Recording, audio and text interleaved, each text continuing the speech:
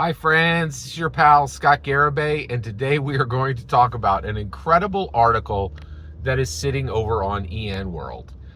Oh my gosh. Okay, so this is called Echohawk's How Much D&D Stuff Is There Anyway? Part 2. And you're like, what the fuck? So, first of all, so much stuff happens on Dungeons and Dragons that it doesn't really get covered the way it should. But we have some great coverage sources.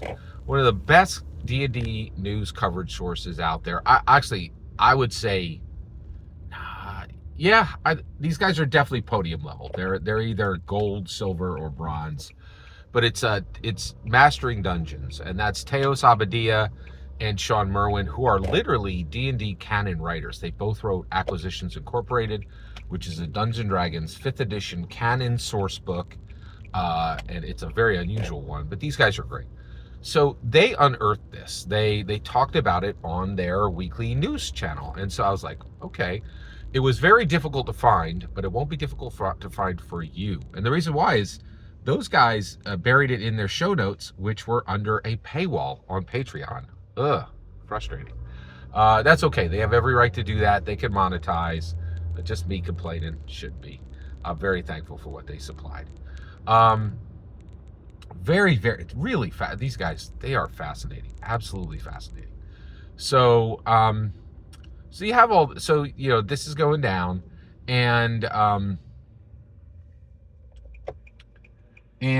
they point to this article called Echohawks, How Much D&D Stuff Is There Anyway?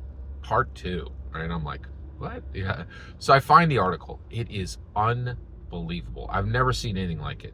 And so the reason why we're talking today is just a central question of my channel is, what the heck is Dungeons and Dragons? It is like nothing on the planet. So what this article is, and by the way, link is below to the article, so you'll be able to read it for yourself.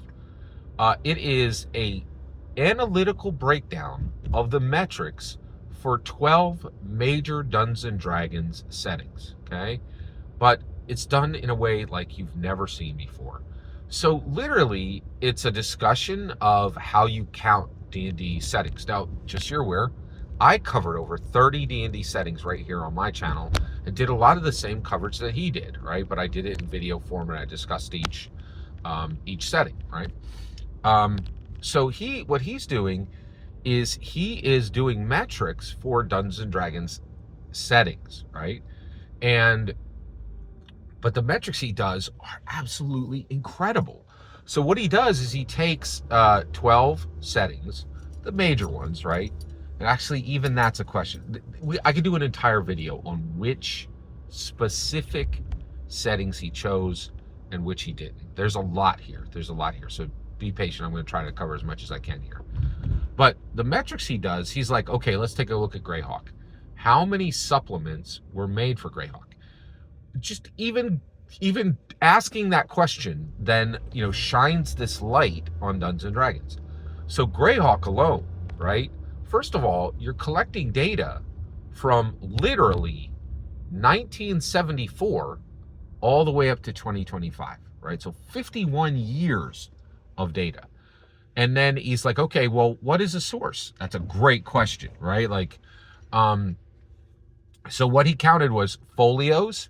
Those are those super slim little booklets that they used to make for Dungeons and Dragons. They don't even make them anymore. And then soft covers.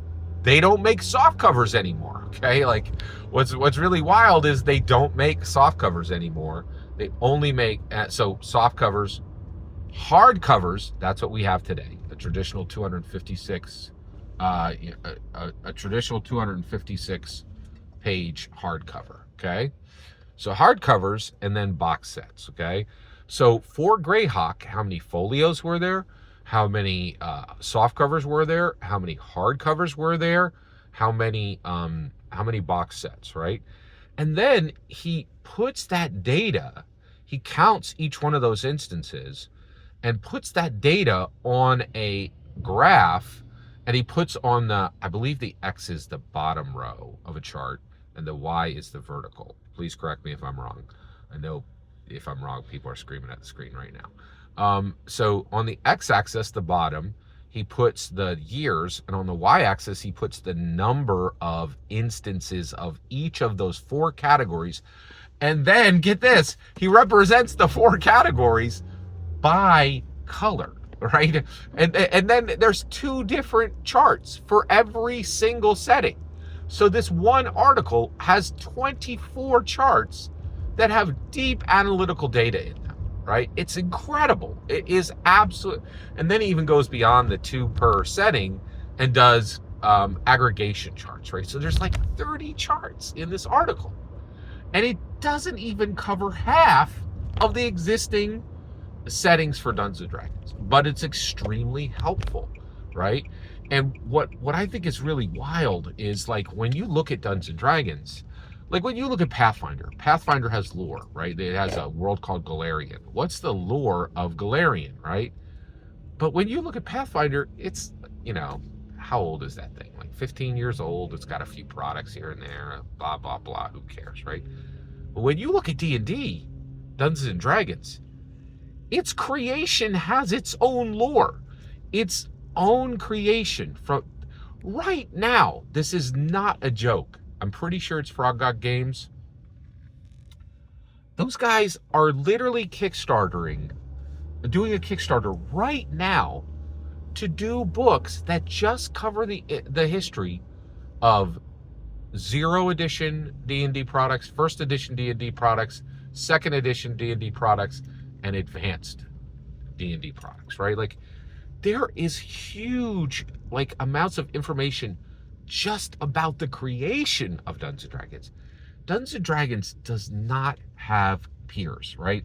Everybody's like, oh, Dungeons & Dragons should be defeated. No, there is no one who has even done